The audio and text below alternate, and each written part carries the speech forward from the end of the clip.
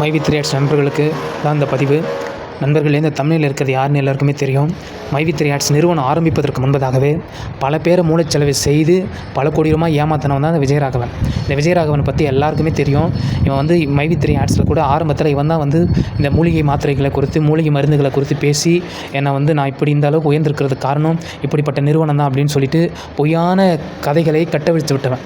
பொய்யான தகவல் வந்து கட்டவிழ்த்து விட்டு பல மக்களை வந்து மூளைச்சலவை செய்து இந்த மை வித் ரியாட்ஸில் சேர்ப்பதற்கு மிக முக்கிய பங்கு வகித்தவன் தான் இந்த விஜயராகவன். இந்த விஜயராகவன் இன்றைக்கி என்ன பண்ணியிருக்கான் பார்த்திங்கன்னா, கோயம்புத்தூரில் 2 வாரத்துக்கு முன்னாடி 30 கோடி ரூபாய்க்கு லேண்டை வாங்கி போட்டிருக்கான். இந்த விஜயராகவனும் சக்தி ஆனந்தும் சேர்ந்துட்டு.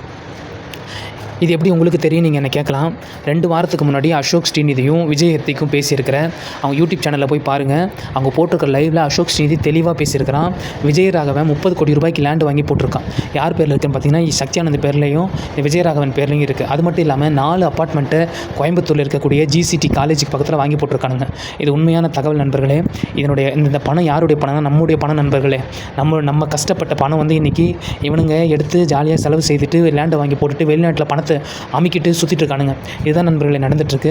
இந்த கேஸ் சீக்கிரத்தில் முடியும் அப்படின்னு சொல்லி பொய்யான கட்டுக்கதைகளை வந்து அவிழ்த்து விட்டு யூடியூப் சேனலில் மக்களை வஞ்சிக்கிற, மக்களை ஏமாத்துறவனுங்களை இந்த யூடியூப் சேனலில் பேச வச்சு மக்களை நம்பி கழுத்த இருக்கிறானுங்க நண்பர்களே. தொடர்ந்து இந்த ஒரு சில V3 தோழமைகள் இது அதுன்னு சொல்லிட்டு ஒரு சில யூடியூப் சேனல்கள் இவனுங்களுக்கு ஆதரவாகவே பேசுகிறதுக்கு காரணம் என்னென்னு பார்த்தீங்கன்னா, இவனுங்க இந்த சக்தி ஆனந்த் விஜயராகவன் தான் இதுக்கு பின்னாடி இருக்கானே நண்பர்களே. நம்ம சேர்த்து வச்ச பணத்தை இவனுங்க அங்கங்கே லேண்டை வாங்கி போட்டுவிட்டு சுற்றுறானுங்க. இதை பற்றி கேள்வி கேட்டால் நம்ம யூடியூப் சேனல் மேலே டிஃபமேஷன் கேஸ் கொடுக்குறது, நம்ம யூடியூப் சேனலுக்கு ஸ்ட்ரைக் கொடுக்குறது, ஒரு சில யூடியூப் சேனல்களை வச்சு நம்ம மேலே வந்து பொய் புகார்களை கொடுத்து நம்மளுடைய யூடியூப் சேனலை தூக்குறது தான் இவங்களுடைய மிக முக்கிய பங்கு, முக்கிய வேலை இது தான் இவங்களுக்கு. நம்ம ஒவ்வொரு நாளும் வீடியோஸ் போடும்போது வட மாநிலத்திலேருந்து, ஆந்திராவிலேருந்து, தெலுங்கானாலேருந்து, கர்நாடகாவிலேருந்து நிறைய நண்பர்கள் பார்த்திங்கன்னா அவங்க மொழியில் அவங்க வந்து கமெண்ட்ஸ் போடுறாங்க. இது எங்களுக்கு தமிழ், எங்களுக்கு தெலுங்கில் ட்ரான்ஸ்லேட் பண்ணுங்கள், கன்னடத்தில் ட்ரான்ஸ்லேட் பண்ணுங்கள், மராட்டியத்தில் ட்ரான்ஸ்லேட் பண்ணுங்கள், ஹிந்தியில் ட்ரான்ஸ்லேட் பண்ணுங்கள் அப்படின்னு சொல்லிட்டு இப்படி பல பேருடைய வாழ்க்கையை சீரழிச்சவனுங்க இன்றைக்கி பல கோடி ரூபாய்க்கு நிலத்தை வாங்கி போட்டுட்டு ஜாலியாக சுற்றிட்டு இருக்கானுங்க நண்பர்களே. இதுக்கு என்ன தான் வழி? இந்த கேஸ் முடிவுக்கு வருமா வராதான் நமக்கு தெரியல. ஆனால் ஒரே ஒரு தகவலை மாத்திரம் யூடியூப் சேனலில் தொடர்ந்து சொல்லிட்டுருக்காங்க. என்ன சொல்லிட்டுருக்காங்கன்னா, நம்ம இருக்கிற மாவட்டத்தில் போய் நியூஸ்லேயும் அதை தான் போட்டிருந்தாங்க. நம்ம இருக்கிற மாவட்டத்தில் போய் அங்கே இருக்கக்கூடிய குற்றப்பிரிவு, அதாவது SP ஆஃபீஸில் போய் இந்த சக்தி ஆனந்த் மேலே, விஜயராகவன் மேலே நம்மளுடைய ஆவணங்களை வச்சு நம்ம வந்து குற்றப்பிரிவில் நம்ம கம்ப்ளைண்ட் பண்ணணும் நண்பர்களே. நம்மளுடைய கம்ப்ளைண்ட்டை பதிவு செஞ்சால் மட்டும்தான் இந்த கேஸ் முடிந்தால் நம்முடைய அக்கௌண்ட்டுக்கு பணம் வரும். இல்லைனா பணம் வரவே வராது. ஏன்னா இவனுங்க என்ன பண்ணியிருக்காங்க, பணத்தை யாருமே இவனுடைய ஒரிஜினல் அக்கௌண்ட்டில், கரண்ட் அக்கௌண்ட்டில் வைக்கல. பணத்தை எல்லாத்தையும் கைமாற்றிருக்கானுங்க. இந்த 30 கோடி ரூபாய் பணம் விஜயராகவனுக்கு எங்கே வந்துச்சு? இந்த விஜயராகவன் எந்த ஒரு வேலைக்கும் போகாதவன், இவனுக்கு பின்புலம் எதுவுமே கிடையாது. இவங்க அப்பா அம்மா எல்லாரும் பார்த்தோன்னா விவசாய குடும்பத்தை சார்ந்தவங்க. இவனுக்கு எப்படி இந்த 30 கோடி ரூபாய் வந்துச்சு? மக்களுடைய பணம் நண்பர்களே, நம்முடைய பணம் நண்பர்களே. நம்முடைய பணத்தை எத்தனை போய் இப்படி ஏமாற்றி வச்சுருக்கானுங்க. இந்தமாரி நிலத்தை வாங்கி போட்டுட்ருக்கானுங்க. கணக்கில் பார்த்திங்கன்னா மை வித் அக்கௌண்ட்ஸில் வெறும் 115 கோடி தான் காமிக்கிறானுங்க. இந்த 9.5 லட்சம் கோடி எங்கே போச்சு? இந்த 9.5 லட்சம் கோடி எவனுடைய கைக்கு மாறி இருக்குது?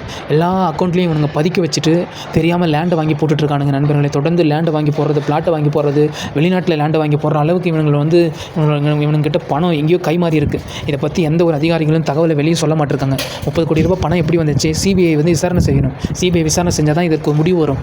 30 கோடி ரூபாய் பணம் யாருடைய பணம்? எப்படி உனக்கு வந்துச்சு? நீ எந்த ஆர்கனைசேஷன் வச்சுக்கிற? எதுவுமே வச்சுட்டு எப்படி உனக்கு 30 கோடி ரூபாய் பணம் வந்துச்சு?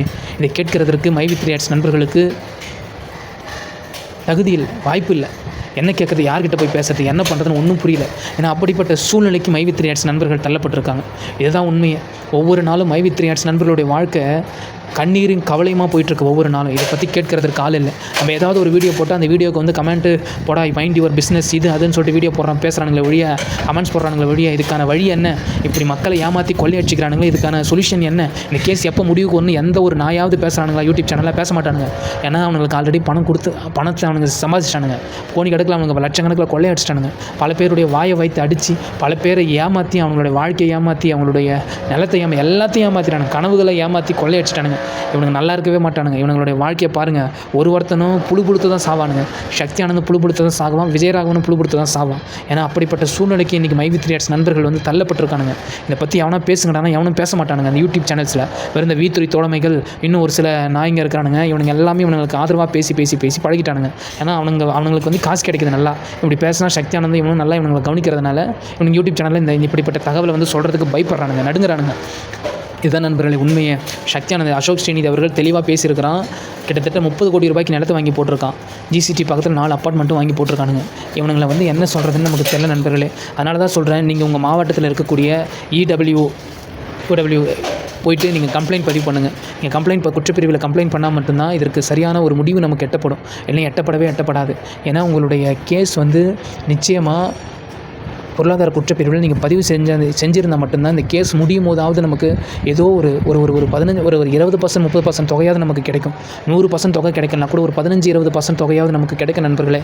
அதனால் தயவு செய்து நீங்கள் எங்கே இருக்கிறீங்களோ உங்கள் மாவட்டத்தில் போய் பொருளாதார குற்றப்பிரிவில் நீங்கள் கம்ப்ளைண்ட் பண்ணுங்கள். கம்ப்ளைண்ட் பண்ணி பதிவு செஞ்சு வைங்க. இந்த கேஸ் முடியறதுக்கு 10 வருஷம் 20 வருஷம் கூட ஆகலாம். உங்களுடைய பிள்ளைங்க நாம் இல்லைனா நம்முடைய பிள்ளைங்களுக்கு இந்த பணம் வந்து உதவும் நண்பர்களே. ஏன்னா என்னுடைய கமெண்ட்ஸில் பார்க்குறேன், ஒரு சகோதரி கிட்டத்தட்ட 2,40,000